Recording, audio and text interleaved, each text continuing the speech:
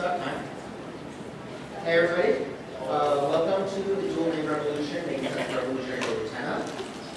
I'm Robor, your host, I guess. A couple of warnings before we jump in. First off, spoilers. I'm going to start the panel by showing one of the last scenes from the movie, and it'll keep going from there. So expect the entire anime, TV show, and movie to get spoiled here. So if you haven't seen all of it, this is your warning. Second of all, I'm assuming most of you have seen the anime and are therefore aware that it touches on some difficult subject matter. I will be talking a little bit about some of that. Can't really talk about this anime without talking about things like sexual abuse, incest, not fun things. So, just heads up warning, I'll be talking about those. Also, the clip I'm going to be showing at the beginning does have about 5 seconds of naked butt in it. So, if that is something which offends you, feel free to, cover your eyes for those 2 minutes. Otherwise, the only other thing I want to say before we get started is making a Utena panel is kind of impossible because I sat down, I brought together everything I wanted to talk about, everything I'd written about in the past, everything I might want to say, and then I said, this is way too much. Let's get rid of 3/4 of it, make that into a panel. So I did that, and then I did a test run. It was 4 hours long. So I pared down, and this time it was 2.5 hours long. So I pared down, and now if I talk quickly and don't get interrupted, I can just barely fit it in the hour. So what I ended up having to pare it down to was to just take one scene that infamously makes no sense, and then spend an hour trying to make sense of that scene. So here we go.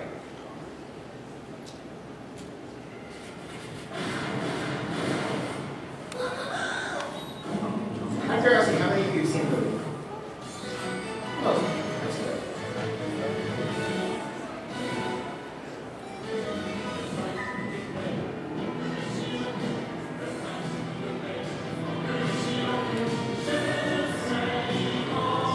For those of you who have not seen the movie, this happens after Utena fights her last duel, and the two of them go running to decide to leave for a head. And then this pops up out of nowhere.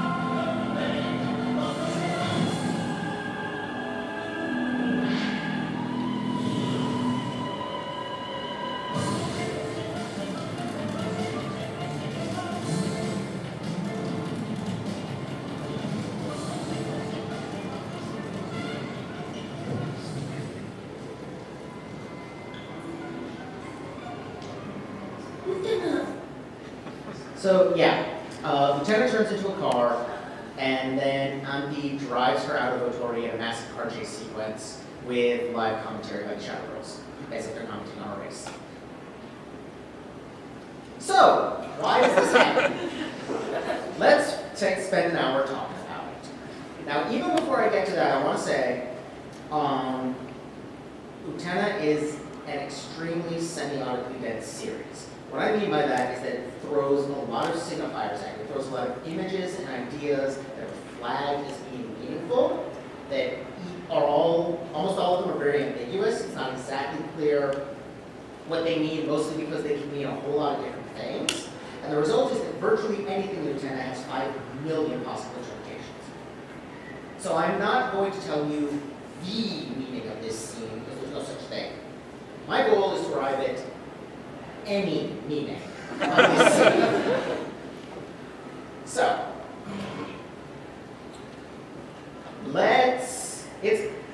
just keep in mind, everything I'm talking about here is going to take us in the direction of making sense of that scene, but it's going to take a while. It's a long and winding road.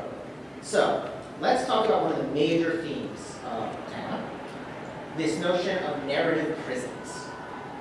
So, we are storytelling creatures. Human beings love stories. We not only consume them as entertainment, but we use them to organize our lives. We tell stories about ourselves and about the people around us. We tell ourselves that, I'm going to go to school and then get a job and then get married. This is going to be the sequence of my life. Or I am going to join the Peace Corps and save the world.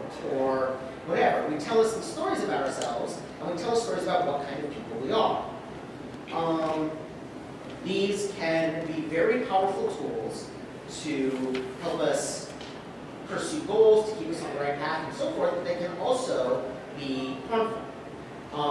For example, if the story about yourself that you tell yourself is, I am a screw-up who can't do anything right, well, that has advantages, namely that you have a built-in excuse for any time you screw something up. But it's got some major disadvantages in that you're going to be screwing a lot of things up, because that's your story about yourself. Another way in which we can be sort of imprisoned by narratives is when the people around us try to limit what kinds of narratives we can tell. One example of that, which I like to point out, is when you ask someone, what do you want to be when you grow up? A good person is not an acceptable answer. And because that's not really the question you're asking, because we only allow children to tell certain stories about themselves. The question you're really asking is, how do you intend to trade your labor for the resources you need to survive? And finally, our memories function as narratives. We use our memories to construct stories about where we come from, and thus where we're going. All of these can form, like I said, traps. A good example of that, the reason I use this particular image, is Mickey and Kaoru are caught in narratives. As children, they played the piano, they performed publicly together, playing on the same piano.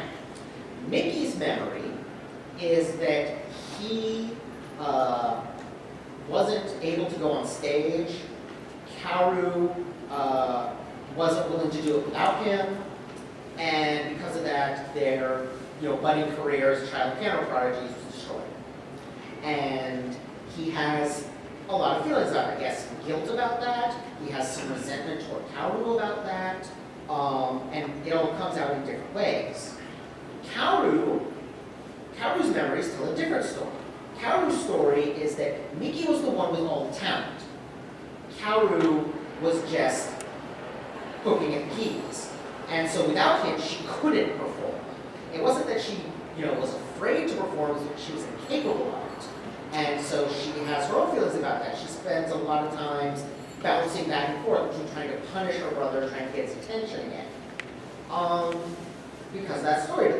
The interesting thing is we don't actually know whether Kaoru lacked self-confidence and couldn't perform without Miki, or had no talent and couldn't perform without Miki. Because if Kaoru had no self-confidence, she would remember herself as having no talent. That's the story she tells about herself. And we don't know, we can't know. What matters is that that's the story, and that's the story that guides her life. Anki is also caught between narratives, very powerful narratives. And these narratives are imposed from outside. As the series says several times, girls are only allowed 2 stories. They can be princesses or they can be witches. They can be helpless and wait around for the prince to save them, or they can, be dangerous and powerful and villainous. And Anvi basically goes here, just bounces back and forth between them throughout the series. Sometimes she plays the role of the princess, sometimes she plays the role of the witch. And she doesn't quite fit in either, which is why she keeps switching between them, because those are the only moments she's allowed to be. She's caught between them and can't be who she is. Utena, meanwhile, is similarly to Miki and Kaoru, she's trapped by her memories. She's trapped by this memory of the prince who saved her, and that has caused her to create this story about herself where she's now the prince who will go out and save people.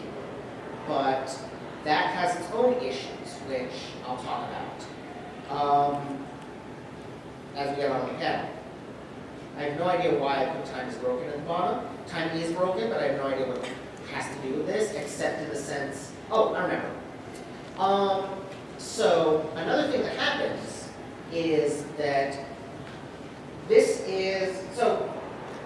we're used to, when we engage with stories, that they work like real life, in the sense that in real life there's, this good hard material stuff, and there's the stuff that, that our daily lives are shaped with, and the things that are real. And then there's things that aren't real, like stories. And we expect stories to work the same way. They don't in Utena. Because Revolutionary Girl Utena is already a story,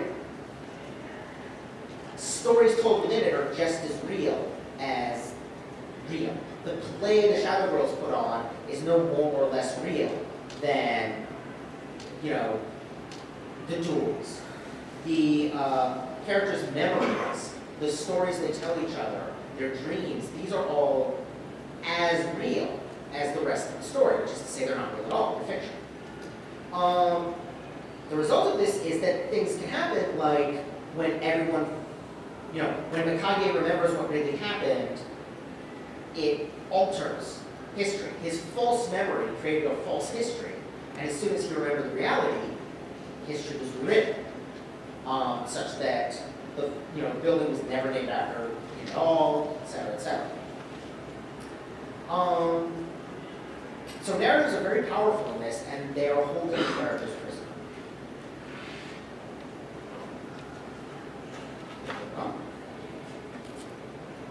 So careening over towards an entirely different topic, let's talk about the shadow. The shadow is, it is a narrative that can hold people prisoner. So the idea of the shadow arises from Carl Jung's theory of archetypes. And in this theory, he argues that the elements of stories of folklore fiction are reflections of aspects of the human psyche. And the shadow is one of the most important and powerful things. The shadow is the rejected aspect of yourself. The shadow is everything about yourself you refuse to accept. It's the things you hate about yourself. It's the things you don't believe about yourself. It's the things you don't know about yourself. And so your options in dealing with it initially are either to repress it, to pretend it's not there, to pretend you don't have these unpleasant impulses or, bad desires or, bad habits, bad tendencies, etc. Or you can project it onto other people. And in particular, you can project it onto characters.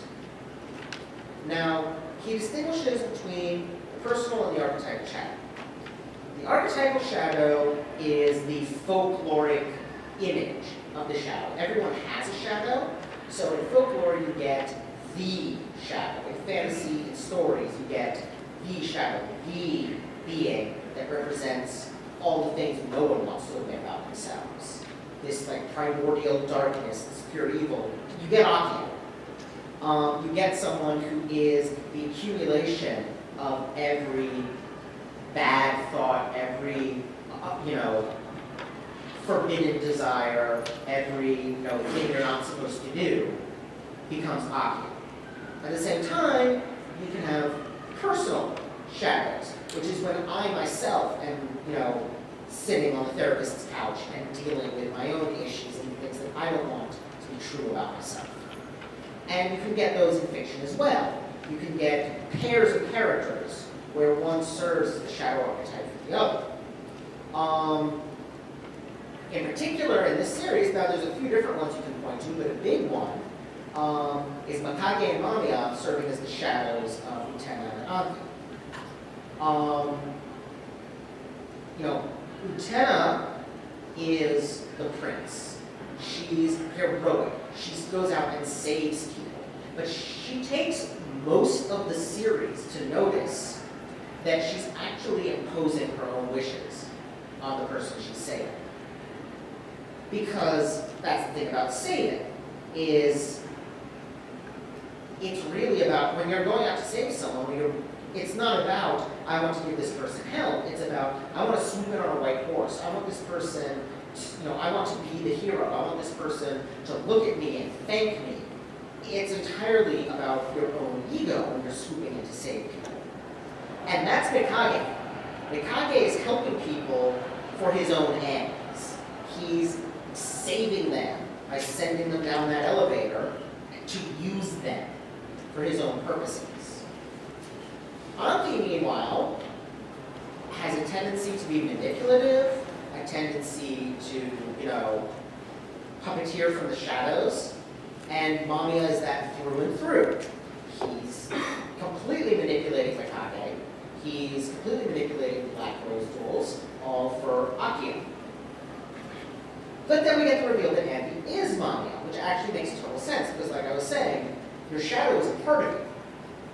When, in fiction, you can separate out the, good character traits from the shadow, but ultimately, it's a part of who you are. And so it makes total sense that Mamiya and Anki turn out to be the same person. And because the shadow is a part of yourself, you cannot actually defeat the shadow. You can only accept it. Now, Utena does defeat Mikage in their duel, but that isn't what actually defeats Mikage. He's still fine after that, except for the phone call from Akio. It's the phone call from Akio that restores his memories and ruins him. I'm getting the sequence of events slightly wrong, sorry. The phone call from Akio is before the duel, but during the duel he's having a breakdown. So again, Utena doesn't actually beat him. His own breakdown does, as a result of Akio pointing out all these things he doesn't want to remember. And Akio absorbs Mamiya back into herself. More importantly is, I was talking about Akio being everyone's shadow. Utena, that's why Utena can't beat him by fighting him. It can't be done. He's the only other person besides Juri that Utena can't beat. I don't know if you know that Utena never actually beats Juri in a duel. It's always some kind of chance or surrender or something. Anyway, that's the shadow. Again, that will be important a little further down the line. Ooh, that's all I have to do. Unless it is. So now, let's talk about what's up with the cars. Because there's cars everywhere in this show. And part of that is that Yukihara really likes cars. But they also do have some meaning to them. Cars function very well as a symbol of freedom and adulthood. Partially because children aren't allowed to drive cars, and anything children aren't allowed to do functions as a symbol of adulthood. But also, when you have a car, you can get in it and go wherever you want. You're not tied to where you can get on foot. You're not tied to train schedules. You can get in your car and go anywhere. So they become this very good symbol of freedom. In particular, there's a lot of red cars in the show. In the movie, they tend to be black. In the show, the cars are almost always red. Akio's car is red. The dueling arena cars are red. And that's interesting because the show has a system of color symbolism, which used to be in this panel back when it was 4 hours long. And in episode, I believe it's 13, the first clip show, they actually lay out what most of the colors mean by naming the duels and associating them with those colors. Red gets given two meanings. The last one, soy, is self. red is the color of the self. And that's why, for example, Toga, who's exceedingly selfish, has red hair. Utena, whose whole thing is standing out and being herself, has pink hair, which is a cross between red and white and pink colored prints. And so it makes sense that the cars are red because part of growing up is becoming more yourself. Freedom to be who you really are is what the car is saying. But precisely because it's offering you the freedom to be who you really are in a world full of narratives that trap you, it becomes a temptation. So Akio shows up in his car and offers to show people the end of the world. And in this context, he's using end not in the sense of the apocalypse, but in the sense of the ends of the earth, in the sense of the limits of the world. This is as far as the world goes. He's showing them the entirety of the world. And given Akio points out that he's the morning star, which is to say he's the devil, this is a reenactment of the scene in the Bible where the devil shows Jesus all the kingdoms of the world as temptation. That's what he's offering them. He's saying, do what I want and you can have everything. The problem is that he's not really offering them freedom. He's offering them power. And those are two different things. Power is the ability to make other people do what you want. Freedom is the ability to do what you want, which means they're fundamentally opposed. If anyone has power, that means other people have less freedom because there's somebody who can make them do things that they don't want to do. And ultimately, since all the power is coming from Akio, all the power belongs to Akio. He's really just keeping people further under his control.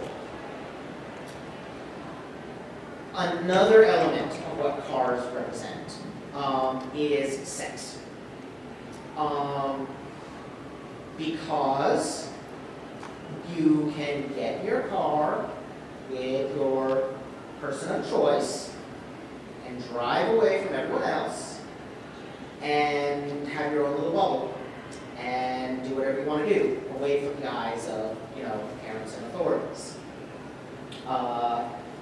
Cars are very strongly associated with first sexual experiences. They're also very strongly associated with abuse, with date rape. These are classic images that we've seen again and again and again in countless different media of people either having their first sexual experiences in a car or getting attacked in a car. And both of these things are going on in the car sequences in the show. They're heavily sexualized, but seeing as they tend to involve a mix of teenagers and Akio, who's either 30 or billions of years old, I'm not entirely sure. I'm not sure that there's actually a difference between those two things, at least in Utena. It's inherently abusive.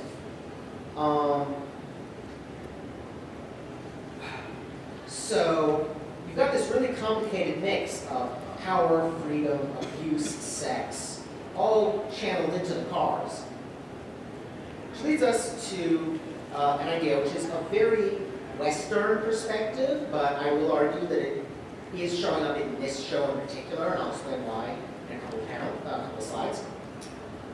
This idea of innocence, experience, and grace. It's very influential in medieval philosophy, medieval ideas of how people develop. The idea is that children are innocent and pure.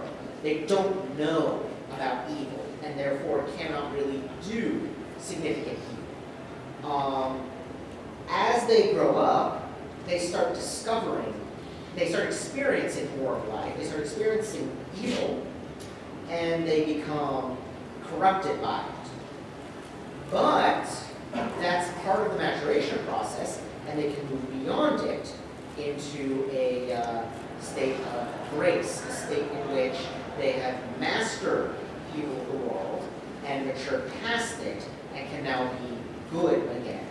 The classic metaphor is a child dancing has no idea what they're doing, but they're adorable. A teenager dancing is uncomfortable and awkward. A professional dancer dancing is graceful and beautiful. That's the sequence. Problem is, as this show points out, this is all a trap. Like any story we tell ourselves about our lives, this can be a trap. Purity, the idea of purity, is a narrative trap. This idea that knowledge is bad, that going out into the world is bad, it traps you at home, it traps you in this tiny little bubble. Nanami is a great example of this. Nanami is, in fact, tremendously innocent. As we see in Nanami's egg, she doesn't even know where babies come from. But in her innocence, there is cruelty. And because of her innocence, she has no defenses when she starts discovering some of the really messed up stuff going on.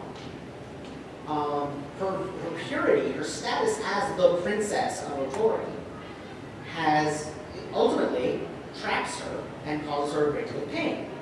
On the other hand, growing up, this idea of growing up, can also be a trap. The idea that there's these specific events you have to go through in order to mature as a person. We see that very much with Suwabiki, that he's desperate to grow up and pushes himself into things that he's too young for and not able to handle.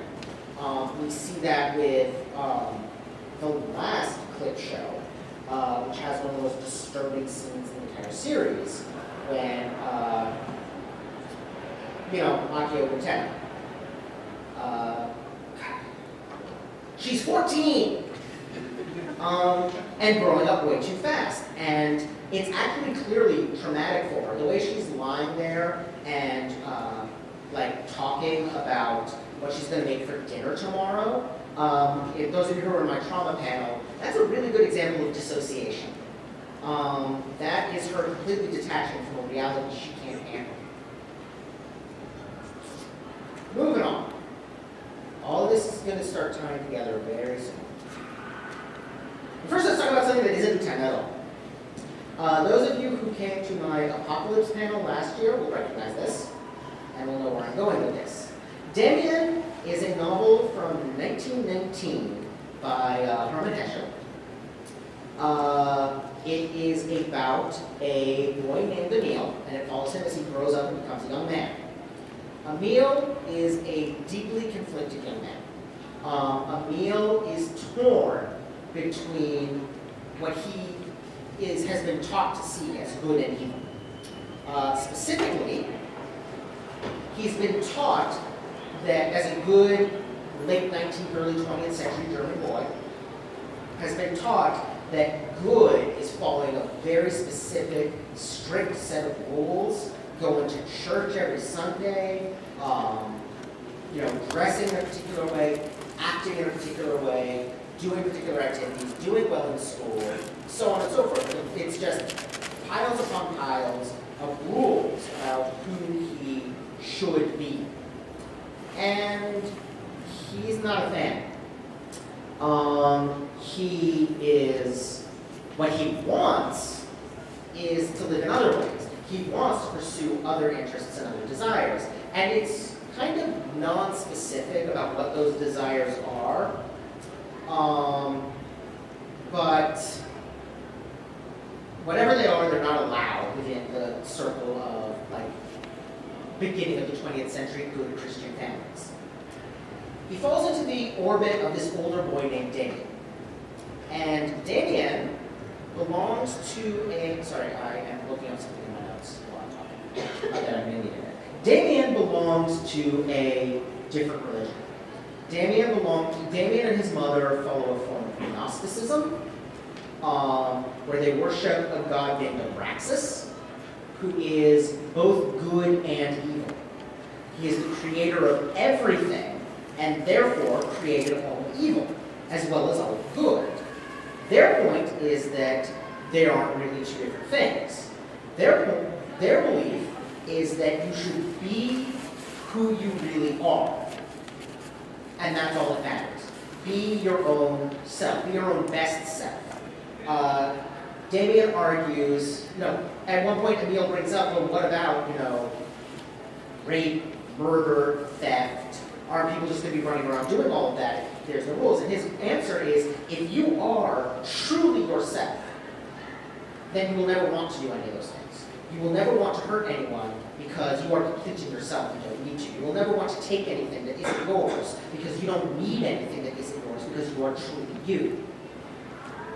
Damien is strong, he's proud, he's independent, and frankly, if there isn't a Shonen Ai manga version of this, there really ought to be, because I'm pretty sure that's what Emile's desire is that he doesn't specify.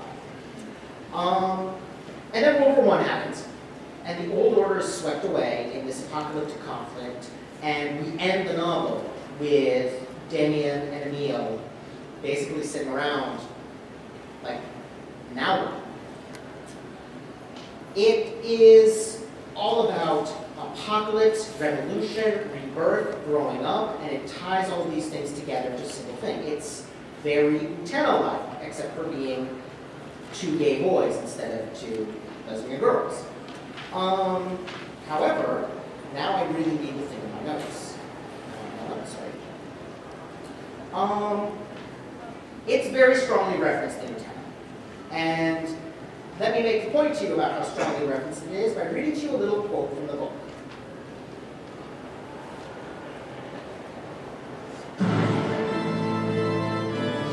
The bird fights its way out of the egg.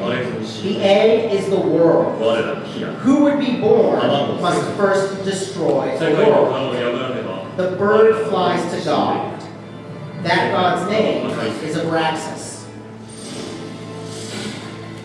The egg comes from. And just in case you weren't 100% convinced, anybody happen to know what that musical track that plays during that scene is called?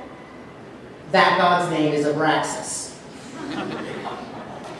Okay. Don't look up the track list or get the soundtrack. They knew what they were doing.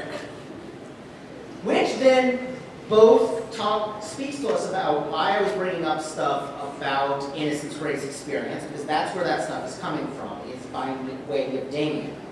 Because that's a major theme there, is rejecting that narrative. And it also brings us to every fan's favorite question, is Anthi good or evil? My answer is yes.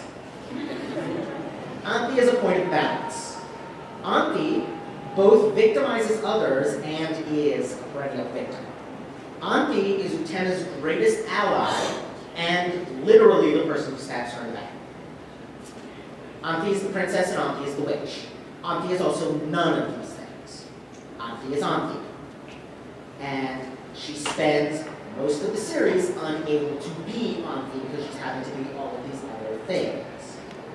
What we arrive at is this idea that morality itself, at least in the sense of conventional morality, in the sense of stuff that the rest of the world is teaching you is right and wrong, hey, significance to the queer themes here, is a trap. In a lot of different ways. One thing is it tends to trap us in thinking of it in totalizing terms instead of atomic terms. What I mean is, atomic morality is saying, that thing you just did is bad, or that thing you just did is good. Totalizing morality is saying, you are bad, you are good. We tend to forget that someone can do nothing but evil for 50 years, and then 20 years doing nothing but good, if they choose to. Because people are still people, and they still have the potential to do anything. So when Anthi backstabs Utena, that is Anthi doing a bad thing. That doesn't mean Anthi is evil. When Anthi is, kind and helpful, that's her doing a good thing. That doesn't mean she is good. It also sets up false binaries. It sets up these, narrative traps where you only get two options, like the princess and the witch. Where, what about everything else? What about people who combine elements of both? What about people who are neither of those things?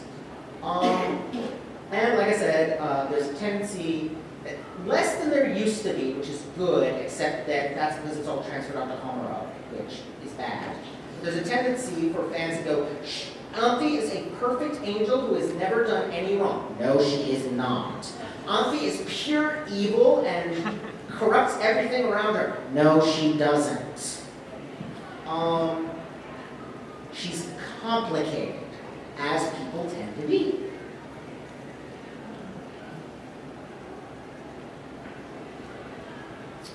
Now, I'm just going to talk about the last 3 episodes.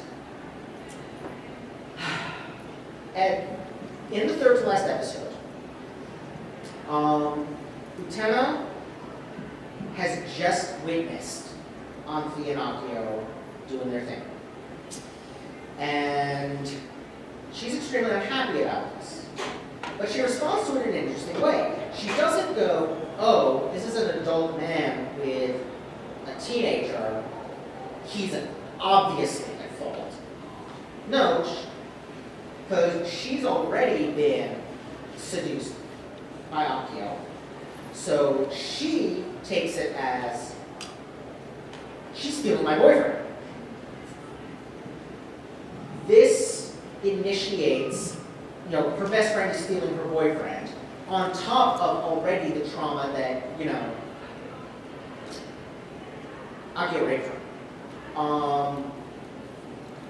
She shuts down. And she does what she always does when she shuts down, which is she starts being the princess again. She becomes passive, she starts wearing dresses, she's just broken down. And so she's now telling her own story. She's telling a story where Akio is her prince, and Auntie is a witch, and she needs to protect her prince from the witch. And she needs her prince to protect her from the witch. And then the Shadow Girls come along and do my favorite Shadow Girls play. The one with the casting couch. The one where the girl sleeps with the director to get a part. And everybody is blaming the girl. It's such a scandal about the girl, except what about the director who keeps a couch in his office? He's the one with power in this situation. Is it he the one who did wrong? Is it, and that's what the Shadow Girl play is about. And as tends to happen later in the series, Utena watches the Shadow Girl play and goes, oh, yeah, I fell straight to the Madame Core complex, didn't I? I forgot that Auntie, I forgot that Auntie can do bad things without being an evil person, and B, I decided that Auntie was the one corrupted by this instead of it being, her brother, the devil. There follows a really interesting sequence. The Cantarella sequence, the sequence where where she and Auntie have cookies and tea together and have this kind of cryptic conversation that has huge amounts of subtext, just sort of simmering under the surface. And what's interesting to me about this conversation is that Auntie knows what's coming. Auntie knows what's going to happen for the next episode and a half. Utena doesn't. And the result is that they both read this scene really differently. From Utena's point of view, Auntie is saying, tells her about the poison Cantarella, and then says, by the way, I made you these cookies, do you like them? And Utena reads that as Auntie saying, that Auntie is dangerous and poisonous, has hurt Utena, will continue to hurt Utena. She sees it as being a sort of apology. Utena responds, I poisoned your tea. She's saying, I hurt you too. Auntie then says, it's delicious, which Utena interprets as, I know, but we're still friends. I still value your friendship. And Utena says the cookies are delicious too. She's saying likewise. So from Utena's perspective, it's Auntie apologizing, Utena apologizing back, everything is okay again. Cut to Auntie's suicide. Because from Auntie's perspective, this is a really different conversation. Auntie is saying, I made these poisoned cookies. She's saying, I am going to betray you. I am going to hurt you. There are plans afoot to destroy you, and I am involved in them. Utena says, I poisoned your tea. Utena is saying, well, I hurt you too. On these, it's delicious doesn't mean that's okay. It means you're no threat to me. It means you can't hurt me and you are in for a lot of trouble. And then Utena says, oh, the cookies are delicious too, which to Anthi is, I am too naive and innocent to understand how incredibly dangerous you and your brother are to me. There's also some great subtext there in the choice of Cantarella, because the poison Cantarella is heavily associated with the Borgia family of Renaissance Italy. And Lucretia Borgia in particular has an infamous reputation as having killed a truly enormous number of people, which almost certainly didn't actually happen. She did exist. She almost certainly did not commit, dozens of murders, or however many it is that the current recorded biography of her is saying. She is an innocent woman who is being unfairly blamed for crimes that never really happened. Sound familiar? Because that's Anthi's role. That's the role of the Rose Bride, ultimately, is to take all those swords, to take all that blame, to be Eve, the woman that gets blamed for everything wrong ever.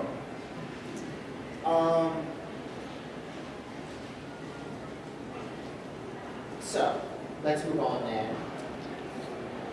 I was talking about this a little earlier, but Accio is incredibly abusive towards Anthi. He's incredibly abusive towards everyone he touches.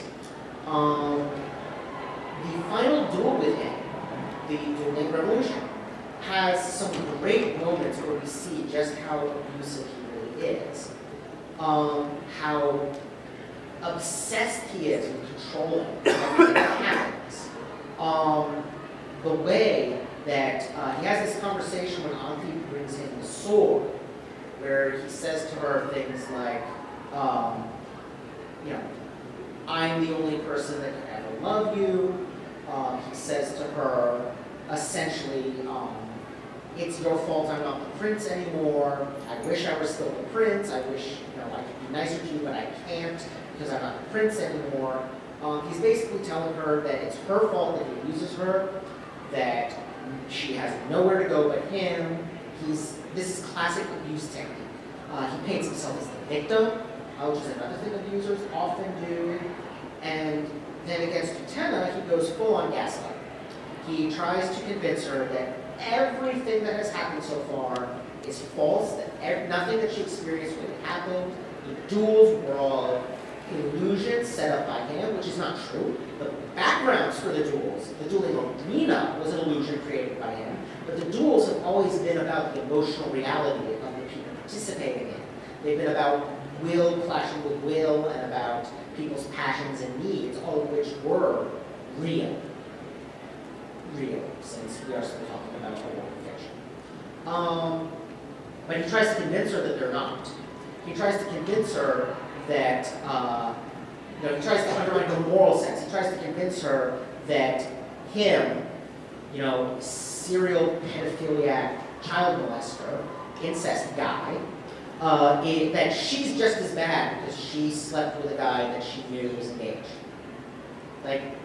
Those are not, that's bad, but it's not as bad as, Accio.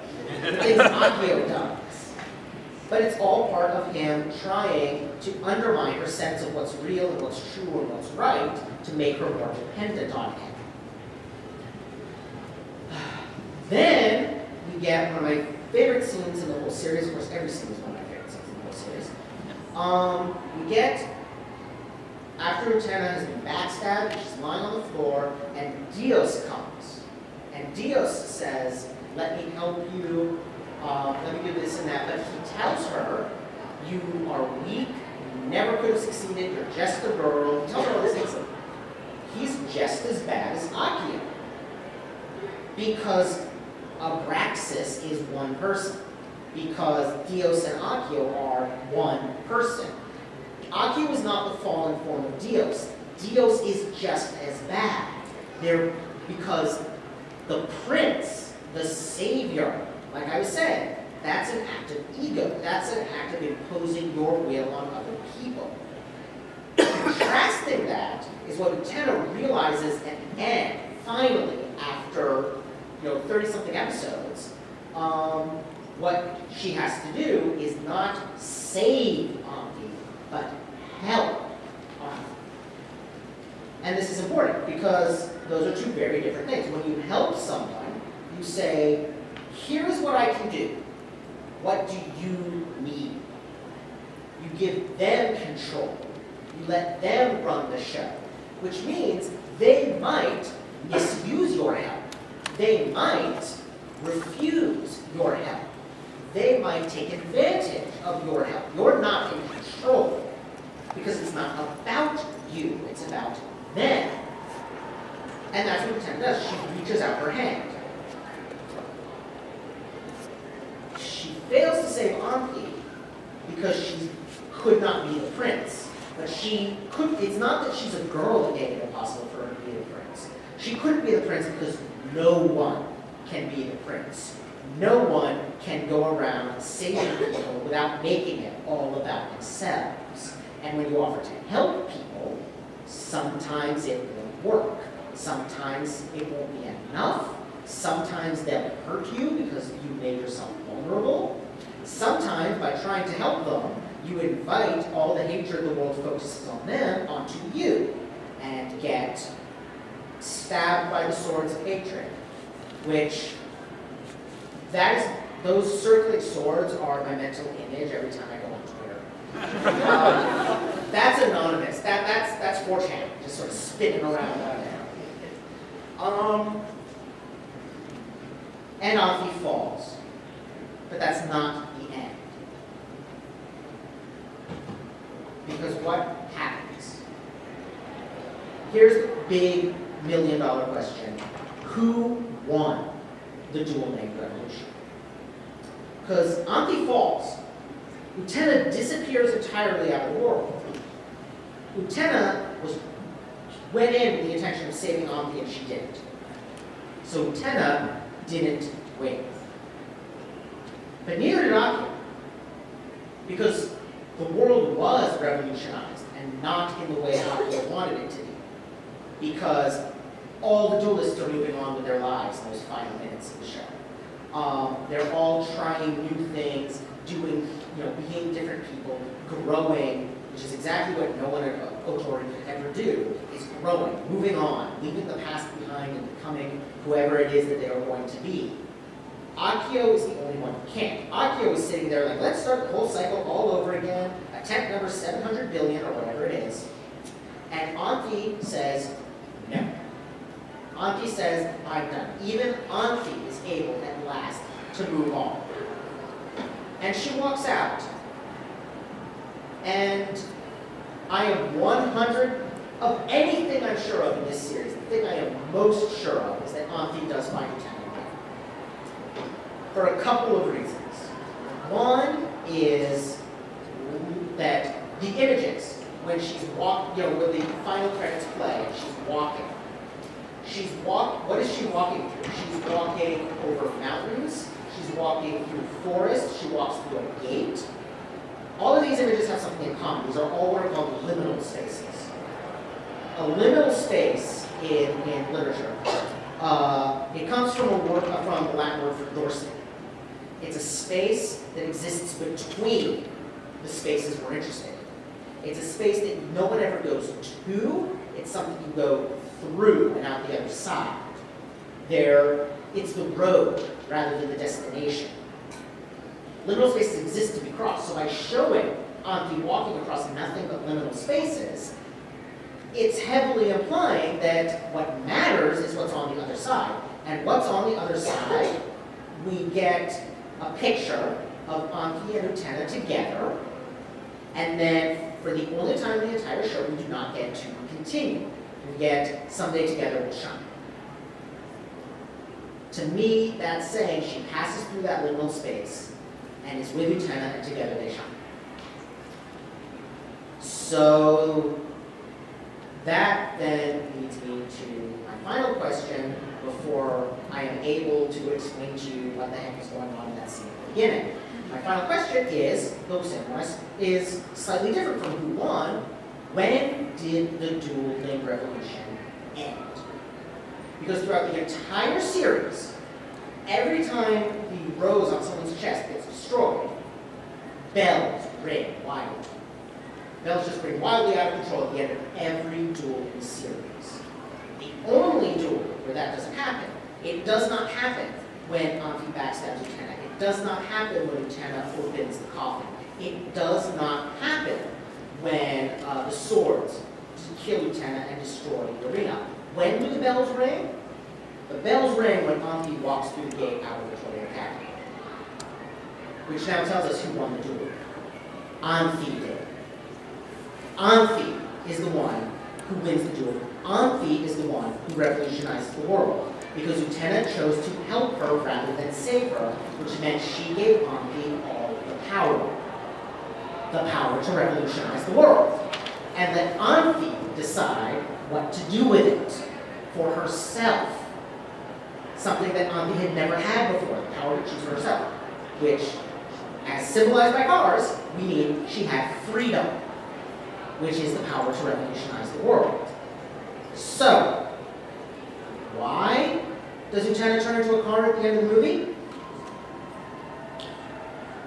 Because Utena is the vehicle by which Auntie leaves a Tory, but it's Auntie in the driver's seat.